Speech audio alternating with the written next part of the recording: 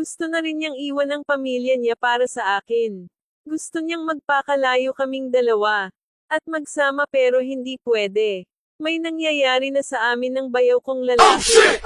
Pero hindi naging kami. Hi po, ako nga pala si Nene, 38 years old. May asawa. Share ko lang. Ang sikretong kasal-anang nagawa ko. Ang kwento ko ay nagsimula ang lahat. Sa tuwing may mga outing kami. At may mga okasyon sa bahay. Parating nandun ang bayaw kong lalaki.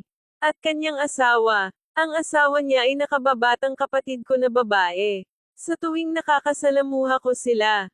Parati kong nahuhuling nagnanakaw ng tingin ang bayaw kong lalaki. Sa akin. Syempre ako naman. Napapaisip kung bakit niya ginagawa yun. Isang araw. Habang nakiusap ako sa bayaw ko na magpahatid sa trabaho, tinanong ko agad siya kung bakit palagi siyang nakaw tingin sa akin.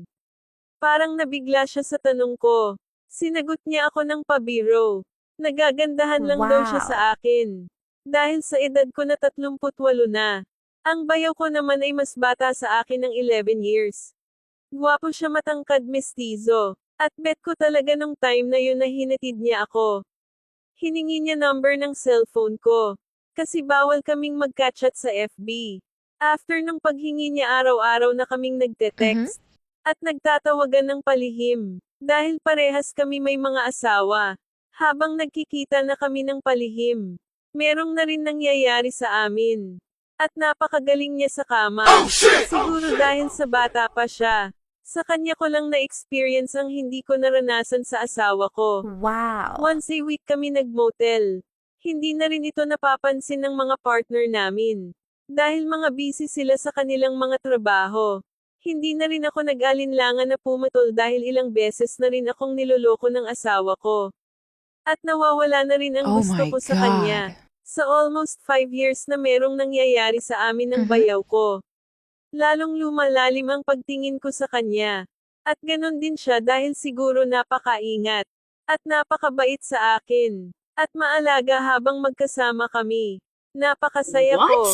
Gusto na rin niyang iwan ang pamilya niya para sa akin. Gusto niyang magpakalayo kaming dalawa. At magsama pero hindi pwede. Dahil ayaw kong masaktan ang kapatid ko. Ngayon pinutol ko na ang ugnayan ko sa kanya. Dahil siguro sa awa ko sa kapatid ko. At siguro nakokonsensya na rin. Siguro mahal ko pa din siya hanggang ngayon. At alam niya pero nirerespeto niya ang desisyon ko.